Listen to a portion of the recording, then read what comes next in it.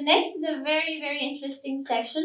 We have a startup pitch where our Nepali founders will share their vision with us. So to go into practicalities, we have 9 startups, so Nepali founded, and they have 3 minutes to present, and they will have 2 minutes by the jury to ask questions and give feedbacks. So in jury, we have Nima Sophia Tisdall, managing partner at Nordic Makers, and Tarun Sharma, partner and COO at Nokia Ventures. Okay, so we'll start with the first startup. We have Aveksana. So give them a big round of applause. Let's encourage them. Thank you.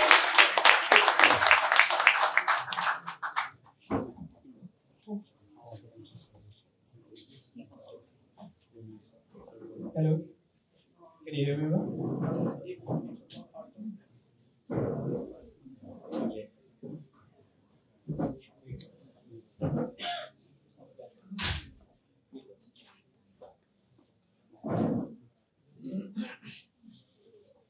May I have your attention, please?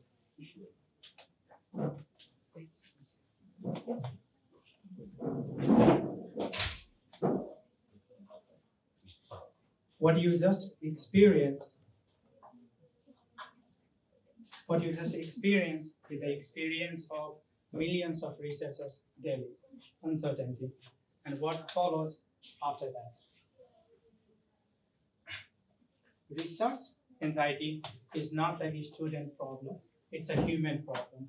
On the left, you see beginners literally suffering from with the information overload where they don't know how to get started. And on the right side, you have experts, seasoned researchers, paralyzed by the fear of redundancy, and they both don't know what to do. All these tools like ChatGPT, Perplexity, Cite, Tarun mentally, they organize, they give answer that they don't need yet. What they need is direction. Market has poured billions into solving the problem of information retrieval, fast information access, but they have almost ignored problem formulation. Meaning that you decide in the very beginning what is that you want to research and why. Aveksana is an infection, and because we are orthogonal, we are trying to solve the problem of in the very beginning how, why, and what you need to research. We have developed a scaffolding method that guides you and helps you figure out what you need to research and how you are going to research and why. So the process that is powered by the technology that we have on the right side is completely different from what you often see. On the left side, you have most AI where you type, you get answer, and that's it. Basically, they are focused on high probability tokens. They predict what the answer is going to be. On the left-hand side, what we do, we take your fuzzy intents, your hunch, and expected outcomes, and then we help you find unexplored research gap that no one has solved before. With the one engine that we have built, right now we are serving 3 different customers. With the first one, we help higher education with thesis writing, where the students and supervisors they work together. With Artha, we help researchers and professors get grants and find a new research angle. And the third one that we are building is for corporate R&D. But this is just the beginning. The engine that we have built can be virtually replicated in so many verticals. So far, we have more than 25,000 users that we have organically acquired with €0 spent from novice researchers, busy professionals, PhD, and lecturers. All they have used to successfully get grants, find PhD position, publish their papers by using our platform. Our business model is very simple. We charge them only when they get the first signal from supervisor. So if students, they write proposal first, and once the supervisor approves, then finally the subscription model gets activated. And once we have enough data from one university, like 10, 20, or 100, then we use those success data to give to sell B2B licensing with universities or R&D team. Google redefined how we access information, and ChatGPT redefined with the speed that we access information. Aveksana is redefining the way we create that information. Join us on the journey. Thank you.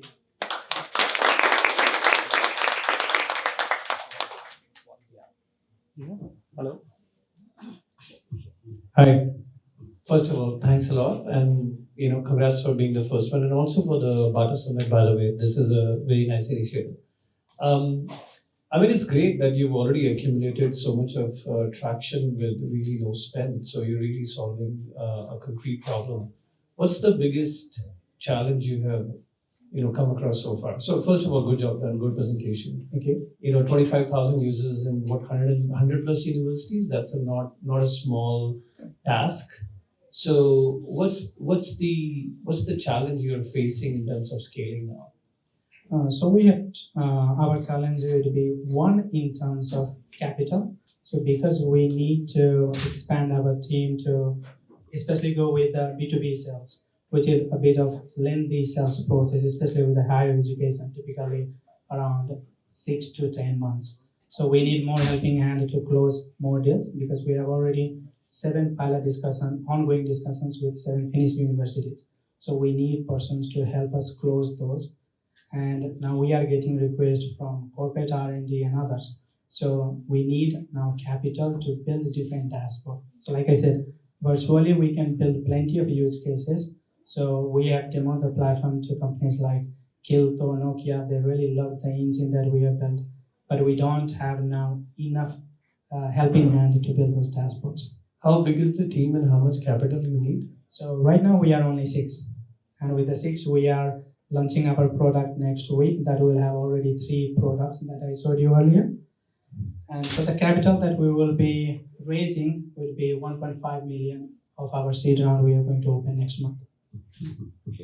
Amazing, yeah, well done. I was going to ask about the long sales cycles in universities, but instead I'll ask, can you speak a bit about the data rights and how you work with the different data rights that are in the platform that you pull and how you pass that on? So right now, data rights in terms of for users or for users. So everything that they do on our platform, they own it. So if a researcher from pharmaceutical, they use our engine to find a new drug or new solution or formula, so that will belong to them. So it's like a sandbox approach where everything that they do belongs to them and within that sandbox. So unless and otherwise they will share with others, nobody will get access to it. Okay, great. And in terms of the research that you were pulling from? So we have partnered with some of the partners from USA, UK, and some of the European these open source journal providers, and that's how we managed to build a database of over 500 million articles. Thank you so much. Thank you. Thank you. Like Tarun said, it's not easy to be the first one, but you did a great job. So next we have Forest Nepal Oi Hari Adhikari presenting. A big round of applause.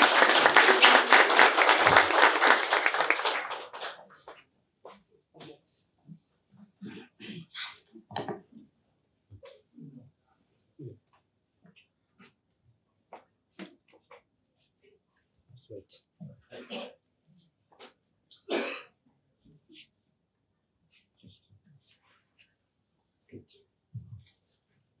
Hello?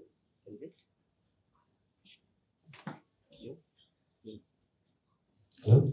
Yes. Good. I am Dr. Hari Adhikari, CEO of Forest Nepal Web, and I'm also senior scientist in Helsinki University and also a professor in Nepal. So Forest Nepal, the brand looks like a Nepali, So this is the only forest management software in Nepal, and we are trying to make things very faster, time effective, and cheaper. Yes. So in Nepal, we have like 23,000 community forests, and 9,200 community forests are waiting for the forest management plan. And it normally takes like 15 days and costs like 500 euro per report. And there is a short supply of specialists because we need IT person, we need foresters, economists, sociologists, everyone just to make money, right? And without report, people are not allowed to go inside the forest, which has increased forest fire and also human-wildlife conflict. So we built up a software called Forest Nepal. It's really automatic. What goes in is the field inventory data, and what comes out is like 100 to 150 pages report within 15 minutes. So we have different price range, different tools. Let's take example of this 50 euro tool, like a normal operational plan. Normally, it takes like economic sociologists and foresters, and takes like 15 days. With our software, 15 minutes is 90% cheaper, 1,500 times faster.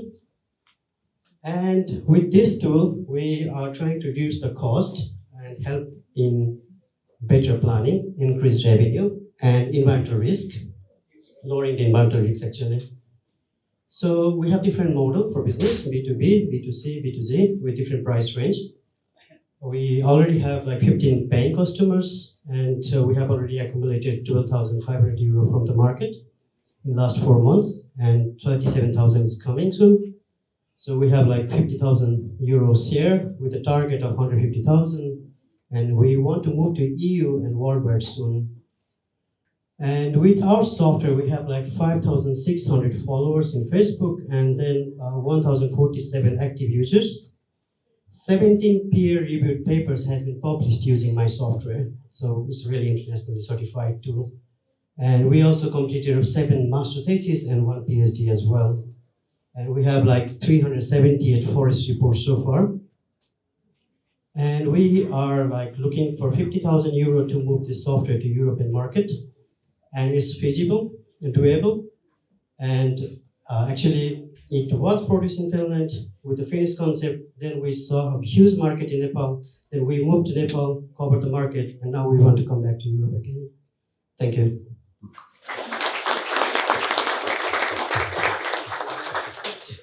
Thank you so much.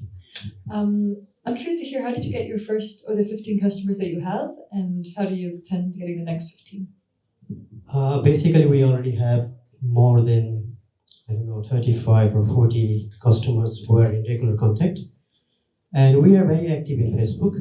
And fortunately or unfortunately, I'm a forester with huge contacts with all those high-level professionals because they are my classmates, seniors and juniors, or some brothers. So my classmates are right now in 14 districts. They're leading the districts basically. So one-to-one connections with those high professionals, and then some friends are like a secretary of the minister, so top-level connections. Connections are good. That's an honest answer, and connections always work, right? No matter what. How many students are you teaching in EU? I'm just kidding. So, I think, look, forest is obviously sometimes a topic we forget, but again, it's Mother Nature, and forest fires obviously is a disaster which we see. I'm curious, what have you done to reduce the time from 15 days to 15 minutes? I wasn't able to fully understand that part maybe. And also cost from 500 euros to 50 euros. So what's so unique that it works in Nepal because of connection, and it will also work in Europe? I did a lot of programming. It's not like a product from 1 month. It's like a product from 5 years. So this Forest Nepal is as an output of my PhD and postdoc. So I had invested like 12 years on those disciplines. During that time period, I wrote a lot of codes, programming, multiple programming. So it's just like a wrap up of those codes as a software. So basically, people work, open Excel, go to this and that, open GIS, do this and that, and they get tired and it takes like 15 days. In my case, everything is programmed, so you just keep the input data, enter, and then product comes out. And what is the input data and what is the sort of, is it still in the field? Somebody, I saw in your very first introduction, you had like satellite, drone, Yes. and you have like 3 input. Is that the layer which you have built, which reduces, yeah, this one. Is this the key which you have built and the integration of all these 3 layers? So basically, in Nepal, we are here. This one, I thought that Nepal is already advanced. I thought to take this all technology there, but then I found that people are really like manual workflow. Yeah. So then I thought, okay, maybe I make this part really systematic. And we already have tools for this one for Europe. Yes. Basically, Europe works with satellites and drones. Right. That's why I was curious with this question. Yeah. So first, I wanted to introduce this technology top to down. Then realized that now we need to go from bottom to top. And yeah, it's a lot of work actually. So 17 publications in 2 years in international journals, high impact international journals, has been published from this software already. Through you. Through me. Oh, wow. Cool. Thank you. Good job.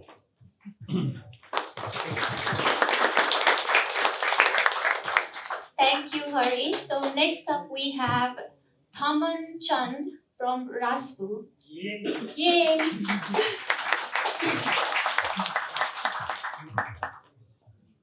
Namaste, namaste.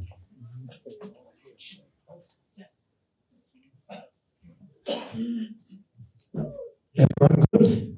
Yes. Yes. Yes.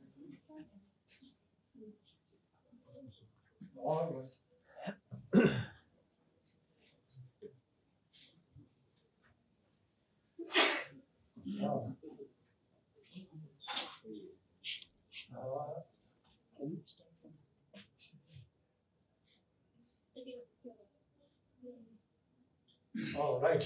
Hello, everyone. I'm Thaman Chand, founder of Rasvu. We help businesses turn data into marketing video. We all know video drives engagement online. Cars with videos gets 3 times more inquiries.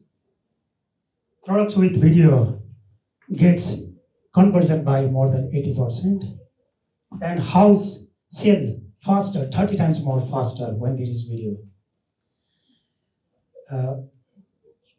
But the good thing is, to create any video, data already exists. As you can see here, so this is a real estate website, and here the auto dealer, and here the e-commerce website. As you can see, these all have one thing in common. There is photos, there is price, there is pictures, descriptions, location, and etc. Right? So the data already exists, but whenever we want to create any videos, the video creating process is manual. So the designer or the videographer basically design, edit, export, and post. And they use several tools to do this. And this is slow, this is kind of like expensive and not scalable. And with the help of Rasvu, we will turn this repetitive process into fully automated. So what you can do with the Rasvu is, you just take, for example, your property, your product, this URL, you just copy it, and you paste in Rasvu, and then you will get fully marketing video in under 1 minute. So that's the power of Rasvu.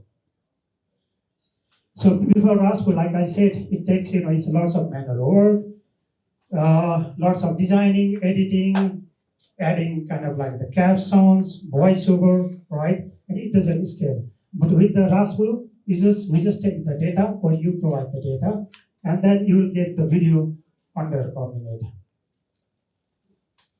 And the market opportunity expands as I already talked about, it expands over, every homeowner who owns home, car, or products. And this industry alone produces more than 1 million pages daily. So that means these all pages have possibility to become a video. And there is 2.2 billion kind of like the targeted expected expected when these AI tools will be video generation tool will be reached by 2030.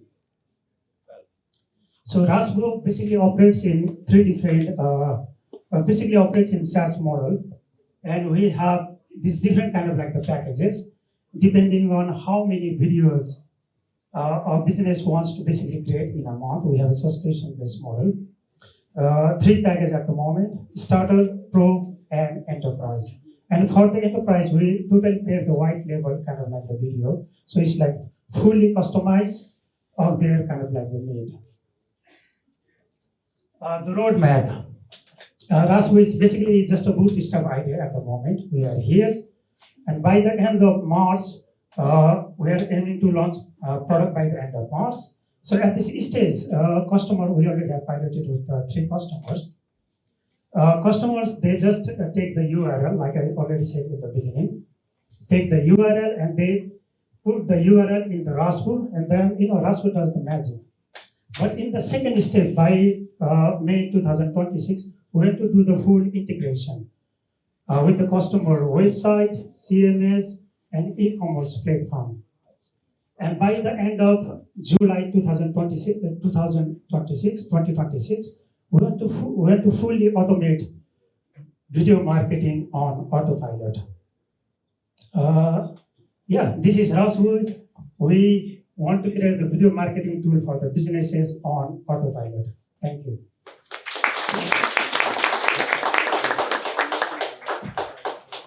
Something that I hear often now with more and more AI generated content in general is that the human flavor that will be defining for companies is taste. Exactly. So how, and I think based on different markets have taste. Nepal has a different taste in video content versus Denmark versus Finland.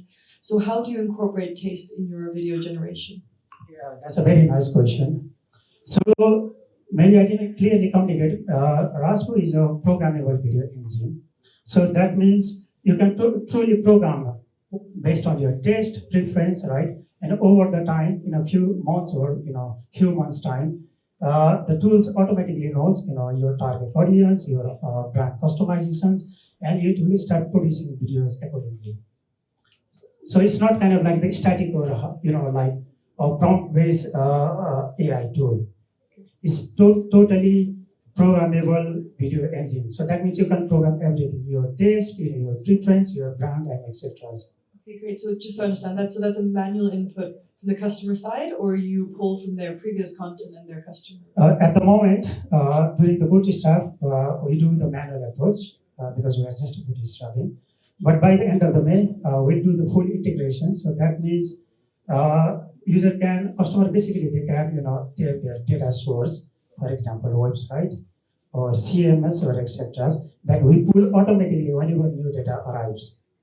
And everything will be created on autopilot. And our future is like we will also want to be a video distribution. That means automatically also posting the social medias. So it's kind of like the video infrastructure, not just kind of like the video AI tools. Thank you. Yeah, thanks a lot. I mean, clearly, video definitely has more attention and interaction, like you mentioned. What has been the feedback so far of 3 pilots? What did they like it, and where they want to see the product go? Yes, thank you. So what they like it. So it's a funny story. Like I started this like a month back, and personally started adding one real estate agent at a time in my LinkedIn network. I started sending them video. I took their real estate website or page. I created a video using Rasvu, and then I sent them, okay, in the future, within a minute, you will get video like this. So you don't have to do the editing, designing, and everything. And the feedback was awesome. And these 3 customers with whom we are piloting, they are more than happy to kind of like continue the journey with even with the integration. So, okay, so let's build that forward. A real estate agent who right now is doing purely static, and you took that public URL feed and you created a video and you sent the video, and the agent said, wow, this is great. Where do you think their distribution strategy, do they want to go back to Oikotie and put the video there? Are you thinking of becoming a distribution channel? Or are you thinking of creating like a store in store within YouTube? What's your, I mean, like stage 2, stage 3, So where do you see based on the 3 customer feedback, where do they want to take the output of your product? they want to take, for example, with the OIPTA. So most of the real estate, they do posting on OIPTA. So the first thing everyone is asking, like, can you kind of like, if I give my OIPTA kind of like the company URL, can you please extract automatically everything and give me your video, right? Generate me your video and send me via email for now. So that's one thing 3 customers are asking. And the second thing they are asking is, can you kind of like become a fully distributed also, not just kind of like generating video, but also distributing on their preference of the social medias. So these things they are like more concerned and they are asking me to solve it. And maybe this is a later question. How do you want to go to customers? Do you want to go through an agency which already does that and use your tool to scale faster, or do you want to go directly to customers? My approach is directly, right? I want to do develop things in a hard way. One-to-one, because the thing is like it's a video kind of like the infrastructure, and we have very complicated, kind of like the video pipeline. We cannot onboard 1,000 and 1,000 customers at a time. So it's a kind of like the slow incremental kind of like the scaling in terms of infrastructure also. So the approach I'm taking or we are taking is kind of like the bringing a few clients at a time, see how the process and the pipeline works. And once we have raised the robust pipeline, then we scale to other industries and kind of like businesses also. So it's not just like OEPTA, real estate, auto dealer, or the car dealers. Whenever there is a data produced by any businesses, it has possibility to become a video automatically in the future. It's a data to video infrastructure pipeline we are aiming to build, not just a video tool. Okay, thank you. Thank you so much. Good luck. Thank you, Tarun. As a marketing specialist, I completely agree on the effort it takes to make one video. So next we have Ishwar Lama from Rixo Media. Thank you.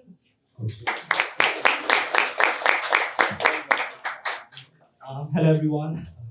It might not take so much time, so let's slides first. So hello everyone, I'm a founder of Rixo Media. As you can see, we have a really interesting slogan where brands become stories, and every business has a story and ours to make it to the end. So let's move forward with the slide. And I'm the founder for Rixo Media, and I missed out the important part, and the guy in the red cap is the co-founder. He's our internal guy. So moving on to the first one, the problem that we have been facing in Finland or any other countries, I would like to say they don't have enough clear strategy to how to market their products, or more likely we can say, let's just forget the scene for a time. I have one interesting question. The guy earlier, it's really interesting scene, but what is making video and posting online means for you? Any interesting answers? Does that count as a marketing? I'm just asking. So if you think that counts as marketing, but I would say it is an advertising. It does not go to the marketing scene, because marketing is not just posting random videos. It's making a brand more visible through the content that drive real sales, real customers to your product or to your any kinds of ventures or any kinds of companies. And next we have inconsistent presence. Likewise, if you focus on social media these days, there has been a really significant change in their internal system. Likewise, the videos that used to get higher views are not getting that much of standard because they lack really good stories so that the people cannot follow up. that quickly. And next is the weak content, because they are really bad at creating content. And we, as a Rixo media, we help them to engage videos in such a way that they will make sure that, hey, to make their, there's a thing called primary, what we see, and there's a thing called secondary, which is like inner voice, keeping in your head that, hey, maybe I have heard this thing somewhere. We have that recall. And the last one is low conversion. I have seen many videos going viral. I'm not gonna lie, but the sales is quite really low. So what we do as a Rixo media, we make sure that what you have a product, we make sure that how that product came within you. More likely, we can give an example of a coffee, like how that coffee came, what is that experience to have a coffee, similar thing like that. And moving on to the next slide. And what are our solution for the any kinds of companies? Likewise, we manage social media for you. We'll make sure that the video and content creation is really engaging so that you will get really good sales, and also the brand storytelling. Likewise, every person who opens a restaurant or any kinds of company, they of course have the curiosity or any sorts of thing in their head going that, hey, I'm solving this kind of problem, I'm solving that kind of problem. Like I have made many good founders outside, they were also going through the same thing, like how should we depict ourselves to the customers? So that's where we came in as a Rixo media to make sure that they have a good brand storytelling. And also a digital growth strategy. Likewise, we make sure that your website is optimized and everything. I have one interesting stories. I grew up watching a Fevicol ad from India. It's so engaging, it's still in my head. I'm sure that lots of Nepali people have been going through that back in the day. Okay, Fevicol, I remember that a guy is sitting in the chair and suddenly a Fevicol pops up and then it fits back. The chair is fixed instantly. It's like making sure that we make that USPs properly highlighted, because they are making sure that, hey, we have a really good product, you should try it someday. Still, I remember that it was back then when I was kid, but I still remember it. So we make sure that to deliver those kind of content for you. And moving on to the next one, like I said, why you need to choose this. We make sure that the product that you have is story driven, and we have interesting affordable packages as well. And also we not only focus on major companies, we also focus on startups. Like many startup collabs, due to the really low marketing presence, and they forget to showcase their product properly. And we have entrepreneurial DNA. As you can see, I came up with some interesting marketing techniques and some idea to make sure that you have good enough branding and strategy as well. Moving on to the next one. These are some of our interesting pricing. The most popular has been the middle one, and the premium one, of course, it's really good. So you might be wondering, hey, you have an interesting package, you have an interesting story. Have you have any kinds of company that have been collaborated with you? Yes, of course we have. We have managed to collaborate with 2 restaurants and 1 tattoo studio, highlighting their own USP, why they want to go to that tattoo studio specifically, and why they want to go that restaurant specifically. And also one of our recently interesting project land up with us from the city of Espoo. We managed to, it's a project that's ongoing right now, but the project is about the entrepreneurial journey of Indian community people coming to Finland and starting their journey in Espoo, and why they choose Espoo. So we have those kind of interesting projects as well ongoing. So I'm really happy to present in front of you all. And yes, our vision is to become a Finland go-to creative marketing partner for startups and any kinds of brands, not just hospitality. And myself, Ishwar Lama from Rixo Media. Let's tell your story. Thank you. Thank you very much. I'm curious to hear about your process when you work with a company. How do you help figure out what the good story is? Yes, definitely a really interesting question. I would like to give you a good example from the tattoo studio. It's a really different studio from any other segment. What we learned his business model, how he has been getting customers, and for us, the key point is that we wanted to highlight one story. That is, there is one saying in Nepal, like even if you die, nothing you can take, but the tattoo inside you, you take it with you. We wanted to highlight that kind of story behind it. So I think we created that USC for that tattoo studio, and I guess it has been just 1 month, but we landed 2 customers so far. But I think it's covering his, his investment, I guess. Yes, that's how we highlighted USC. Yeah, amazing. Thank you so much. Thanks a lot. Like marketing sales is something you can never get enough of. You keep making better. So I guess what I'm trying to understand is are you thinking more as a services and a project business, or are you thinking of something on the product level to do fundamentally differently? How you plan to differentiate in the market? There are agencies and partners who help with marketing stories. Well, right now we are literally it has been just 1 month, but we have landed 2 to 3 projects, and we have been getting really good feedback. Right now it's project based, but we are trying to make sure that to be the marketing company for every startup, just so they doesn't have to invest more on marketing people. Likewise, if you're hiring marketing people, you of course have to give them certain amount of 2,500 or 3,000 just for one people. And for us, it's just 1,500 for a premium package, and you don't have to hire those. And also in Finland, the tax system, and also so that's my future goal. And also we're going to highlight one there's interesting project upcoming, maybe after 2 months. We'll be organizing influencer collaboration, where we'll have different kinds of Finland influencer collaborating with us, so that we would be the bridge between the other companies and the influencers, so that other companies can grow as well, and we could also land in some really good sales. Cool, thank you. And obviously you should speak to Rasvu, the previous founder who's doing the video. He may or may not agree with where all videos can be used, but seems like some complimentary you two could help to. Thank you very much. Thank you, sir. I think I should also collaborate in this one. So next up we have Pooja Shrestha from Cakeup. A big round of applause. Thank you.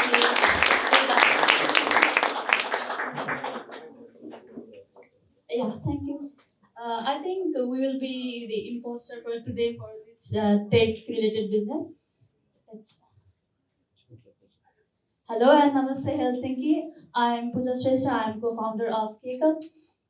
So let me start with a quick question, like how many of you living in Europe miss the authentic Black Forest cake here in yeah, okay, I can see many. So that was same for us. So when we moved to Copenhagen, we noticed that there are a lot of bakeries, but they mainly focus on pastries and like brownies, like carrot cakes, so on. So we also wanted to explore more, and then when we wanted to order custom cakes, they were like really limited option. So so here comes Cakeup. So we are not like a big company, but we started with very simple solution. Like Cakeup brings celebration style cakes, and we mostly focus on cakes for different kind of celebration like birthdays, wedding, and etc.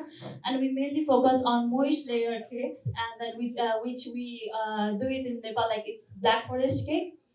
So we are not only focusing on pastries, but we are focusing on the cake that is centerpiece of every celebration.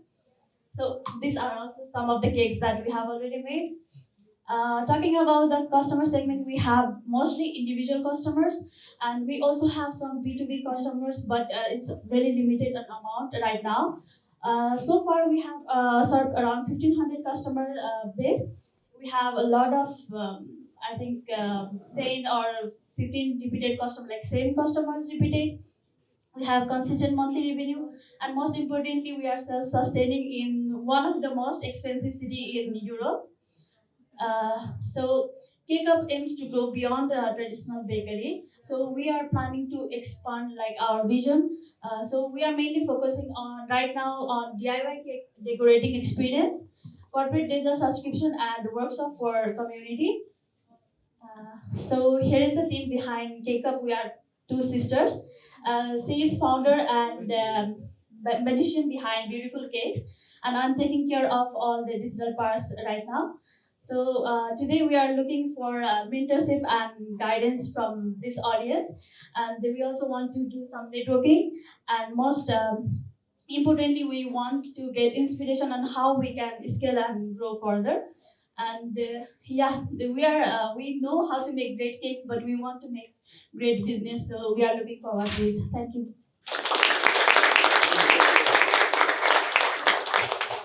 Thank you so much. They look delicious. Now I'm hungry. So I'm curious, what does your production setup look? Where do you make the cakes, and how far can you transport them once they're done? Okay, so we are in one location only at it's on Central and Copenhagen. So we have one operating. It's like 2 rooms, and we only have pickup right now. So we are not like we are really like 2 members in the team, and then she's only the one making cakes, and then I'm like doing digital marketing, and I'm trying to sell the product right now.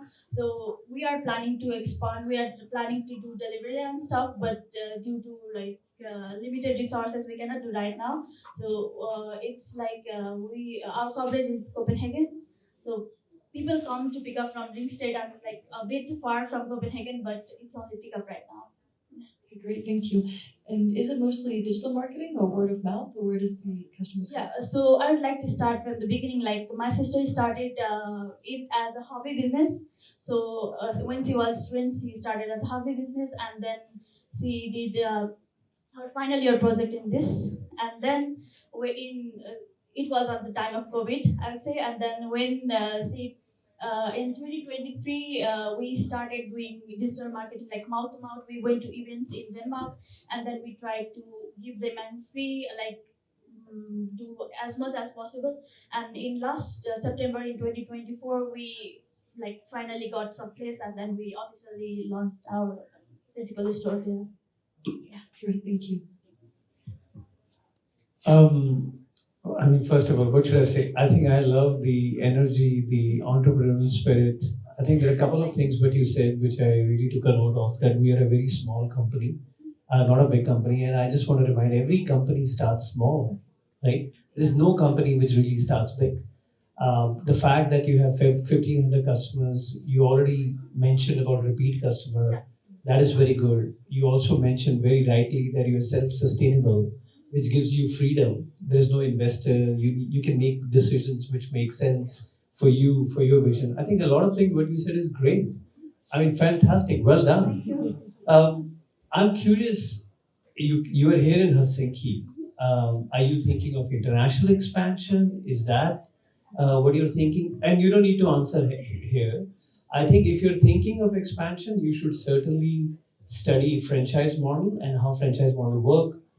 You should also look into dark kitchens, how dark kitchens work in terms of distribution, because this business requires proximity. You can't like transport the cake 100 kilometers. I mean, you can, but it's just economically not be viable. So I think utilizing dark kitchens and franchisee as a model, you can certainly look into scaling. The cakes look great. And the last thing, where you started with, it's not a tech and AI. Funny enough, a lot of these AI software businesses are disappearing. It's these tangible businesses which, are actually flourishing. So I think be proud of what you're doing, and it sounds all great. All the best. Thank you so much. Not biased at all, but very happy to hear from a fellow sister. So next we have Sankar Sapkota from Imbibe Professions. A big round of applause.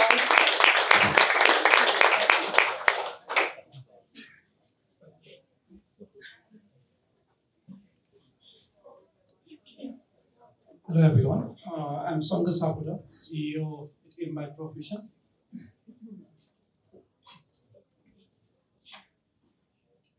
So small and medium business still manage HRs on spreadsheets, email, and like disconnected tools, and this makes hiring slower. Problem with some financial things and compliance issues. So, as in the HR SMEs, like HR fragmented tools, as you can see in the companies, like they are using different tools for employee management system, for the recruiting, when you apply for a job, you get like the reply within 2 3 months. That's the main problem in Finnish and over the globe also. And on the manual process, you can see the payroll calculations and everything. Those are done totally manually. Uh, so that is why we created Imbibe HR. It's an AI-based HR automation platform uh, that provides all AI assistant as well as the automation assistant that does automated payrolls. And we have an AI-based rack system, which means like you can train on your company's data so that the customer can get any information without mailing to HRs every time. And also we provide KPI tracking systems to job postings and leave management system. So the opportunity in this market is like significant. As you can see, the projected market for the global HR tech is 69 billion from 36 within 7 years, and in the Europe market it's like nearly $5 billion. And in the Nordic, if you see about the SME adopting automations and AI things, then it's nearly 500 million of growth. So as company demands AI and automations every time, those kind of demand, those kind of service has a good potential of demand. So our business model is SaaS subscriptions, uh, and we charge monthly as per customer needs and customer size and features. So those are the three model we have, from which basic is targeted for like small companies, to premium is model for like great companies, and unlimited to the enterprise companies. But our mainly targeted companies are small to medium. And this is the demo product showcase that we have as a features. And our goal is to make AI, HR-based AI, easy to afford for startup companies, as they don't have like high recurring revenue or something like that. Thank you.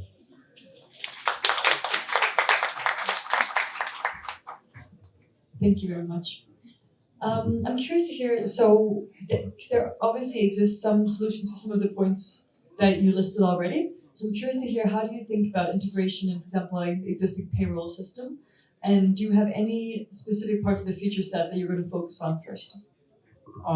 Yeah, as I mentioned you before about the AI recruitment system. So we have our own machine learning models running in our system, which does is like if you post a job vacancies and the user are like applying more than 200 300, then it does all the resume scanning, shortlisting them within like one click. You can do all the things, and it will auto send the mail for like those who have been kicked out. And for the shortlisted, it will just give you their own like sort kind of resume things, like the portfolio things. If you need to hire this person, then you need to train on those patterns, something like that. So we are trying to mainly focus on that AI screening, because that's the main gap in Finnish and whole globe. So, and about the payroll system, we are trying to integrate with own payroll system. We are just trying to make our own payroll machine learning system, so that company can just integrate within our data to like integrate with others.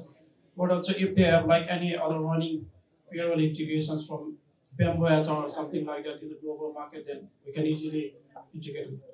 Okay, great, thank you. And do you mind just speaking a bit more about your ideal customer base? And have you spoken to anyone yet? And what is, because one of the packages was 50 plus, and you're saying small to medium-sized businesses. So yeah, could you just put some more words on, is there any specific industry you think this would be specifically helpful to? Yeah, as a customer outreach is like B2B market, so we have already like more than 20 customers with us, all are B2B.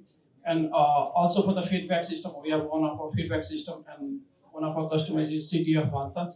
They are just trying to use feedback system to get feedback automations for like the citizens in Vanta, like they used to manually get a feedback of more than like 10 20,000 daily, and they need to automate it. So we have been trying to use those things also. And about the customers, we are still on the pilot beta, though, because like the HR market is speedily going on. So it's also like a beta ongoing market in order to know a market fit. Great, thank you so much. Hi, thanks for the presentation. I mean, HR is a very country-specific topic.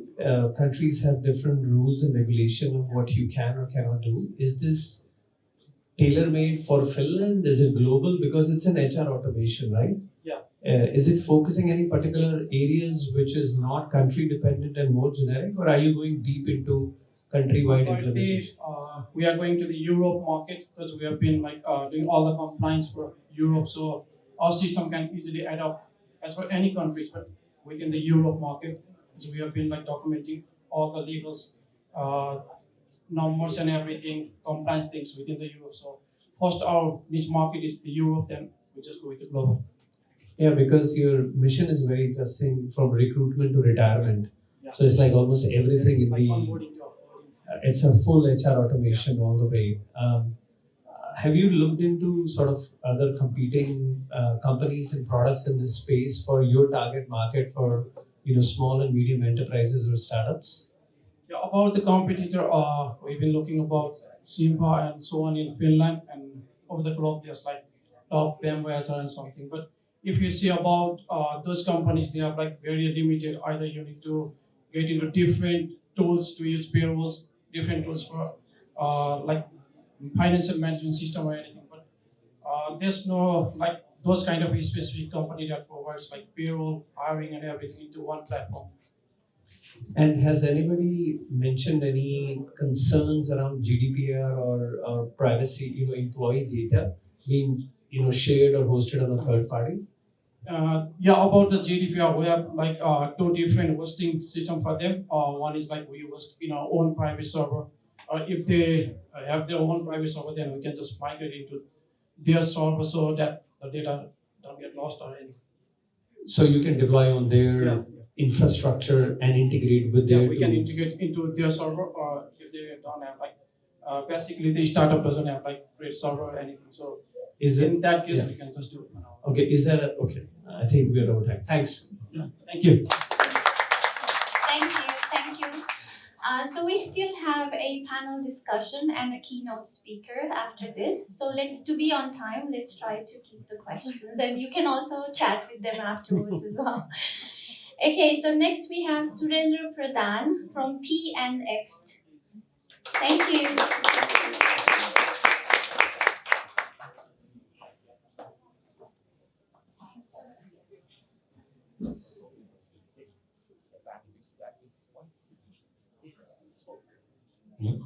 Yeah, I'm Suren from University of Helsinki.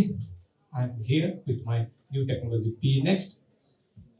PNext is more like a phosphorus and nitrogen and recycling. It's more like a recycling because we heard quite a lot about this technology, some IT thing.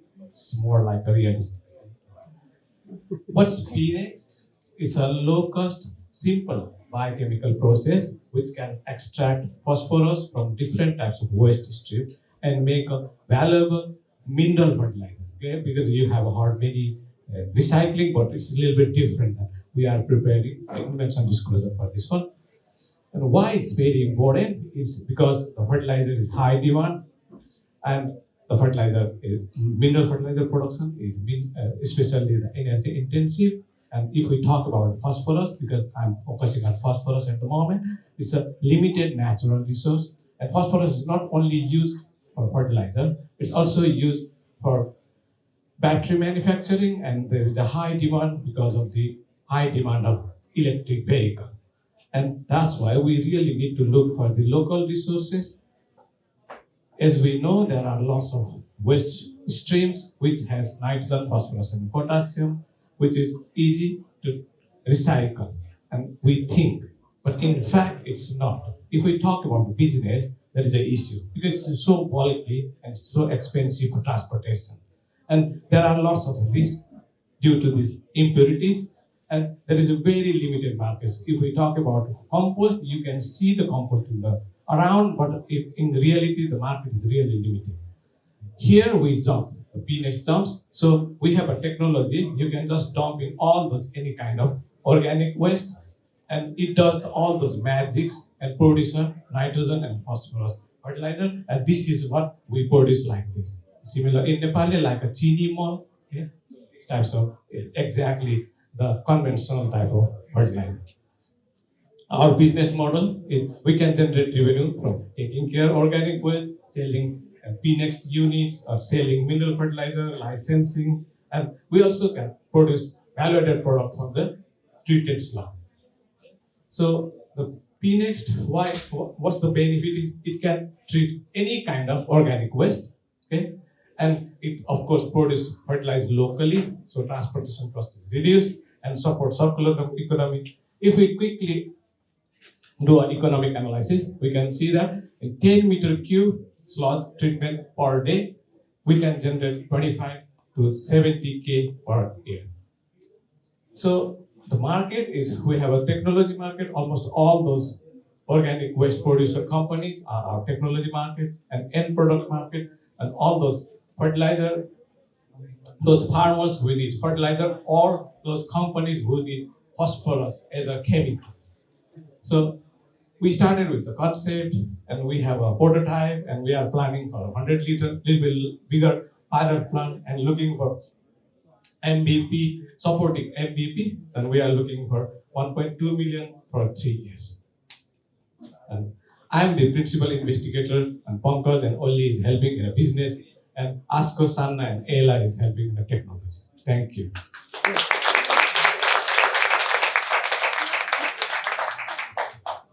Thank you very much. Very interesting business. I'm curious about, could you just say a bit more about this this pilot? And you mentioned at one point there are many different ways that you could approach this business model wise. Which ones do you prefer to start off with, and how will you kind of focus your energy? Yeah, because that's a very difficult question. Okay? As I'm a technology guy, and we don't have a very good team. Okay? They are more like a part-time working in these types of projects, and that's why I really can't answer that one. I think because we are planning that one, and no, yeah. Okay. Do you have any that's so fair. But do you have any thoughts of considerations of things that you would prefer which direction to go to instinctively? Yeah, thank you. Because I think that if because we would like to have the minimum MVP. Okay, so if somebody is supporting of some, and we can have a MVP. So MVP it will give more trust for us to go further. I'll be quick and brief because I know we don't have time. I think I loved your why slide. The why slide had all the bullet points that why this is important to do. I personally liked it quite a lot. I think the economics which you described on a 10 cubic meter and 70 or up to 70,000 euros annual profit, that's very interesting. Maybe the question is going to be prototype I saw, great.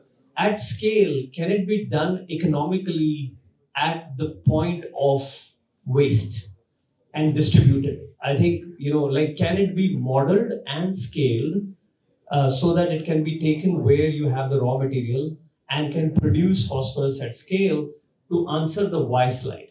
We can take it offline, but very interesting case. Thank you.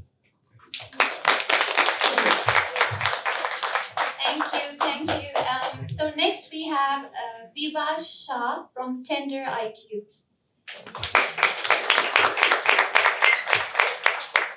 Hello everyone, I'm Viva Shah. We are TenderIQ.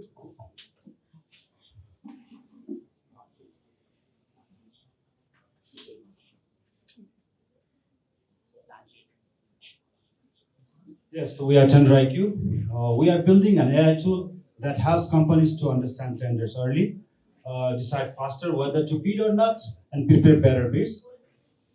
To understand the market, we spoke with 30 different construction companies, and we figured out different kinds of problems during the tender preparation process.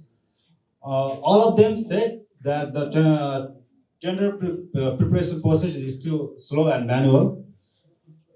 It takes them at least a month to several months, depending on the size of the project. 40% said that it takes 1 to 2 days just to review documents and decide whether to bid or not.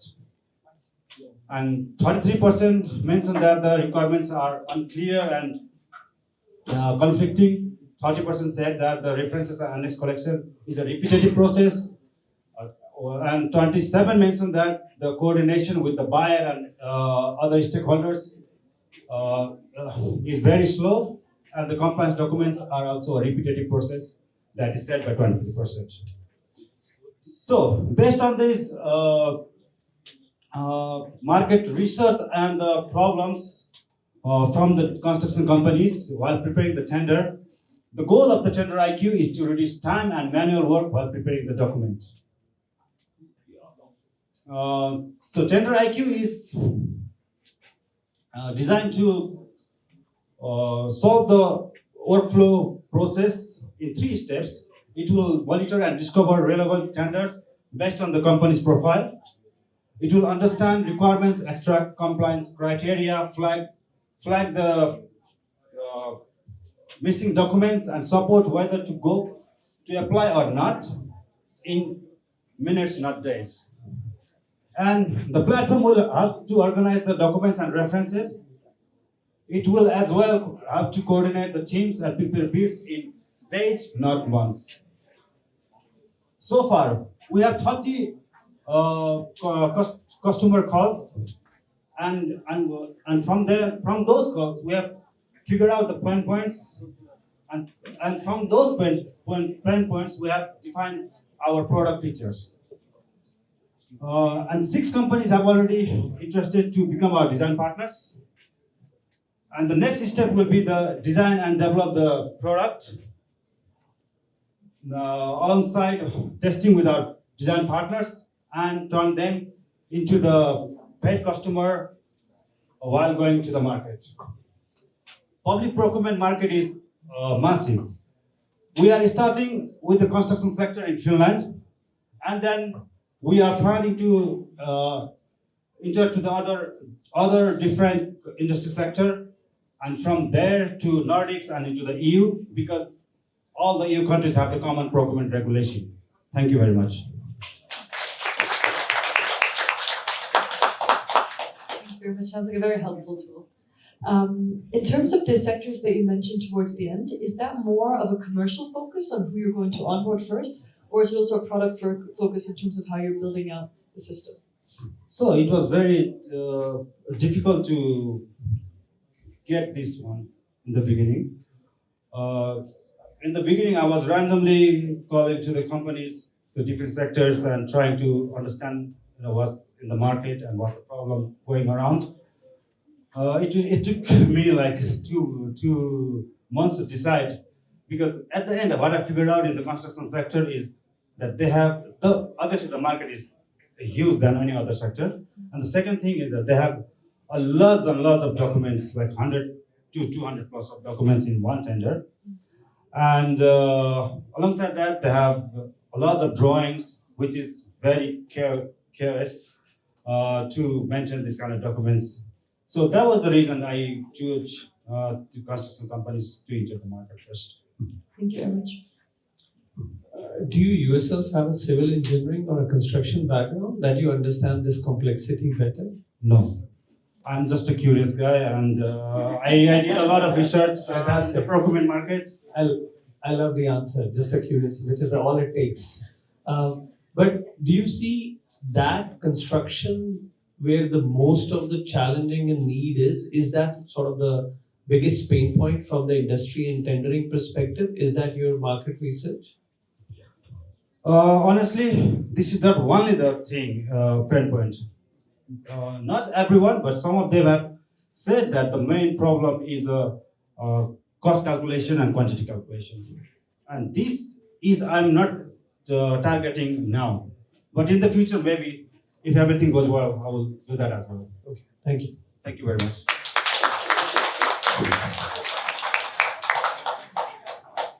Okay, so thank you to all the founders. You guys have shared your vision with us, and we're very thankful. And thank you to the doers. Thank you for the insightful questions as well. We're done with the founders set, but of course you can have a seat because we have our main partner Cognate. He wants to share his story or the company's vision with us. So we still have one founders, but no questions or. Thank you, Prakriti. So yes, we are Cognit, and okay, this is moving way fast, and this is a story of failure. We are failing actually, and thanks Apurva, my ex-colleagues, for saying failing is important. So we are at Cognit failing and failing impressively. Despite having a talent integration model here in Finland at 1/10 of public spending cost in cities and getting 30x results, we are failing. Despite training 50 plus pre-incubation teams in Finland, in Nepal over last 1 year, we are still failing. These kids are in different stages of their incubation journey currently with us. Despite landing events like from Bato, the road to Junction in Kathmandu, which we are doing in May, we are still failing. And despite launching or soon to be launching our new AI platform with agentic AI-powered professional development system, we are still failing. We are still failing because our goal was to not create this kind of services or platforms as such. Our goal at Cognit, we started with building ecosystems, the big, messy, hairy problem at the middle, and that's where we are still striving for. And of course, there are maybe better products and tools in each sections in education, in entrepreneurship and employment here in Finland and also in globally. But then we are still determined to solve that one messy middle. And we know that only way out is through. And that's why I want to invite all of you here through your expertise, through your networks, and through your skills, and even passion for those who are in like early stage of their careers to be part of this journey. Because it's not only in the streets of Kathmandu or here in Helsinki or in Riihimäki where we work here in Finland, it is the solutions that we are driving through entrepreneurship, through education, and through ecosystem initiatives are needed in Nairobi as much as they are needed in Delhi or other parts of the world. And there, a team of 6 people is not enough, so we need other people to join hands and forces with us, and we are open for that. And thank you. With that, I would like to invite everyone to connect with us, our team here, and we will have more to share with you. Thank you very much.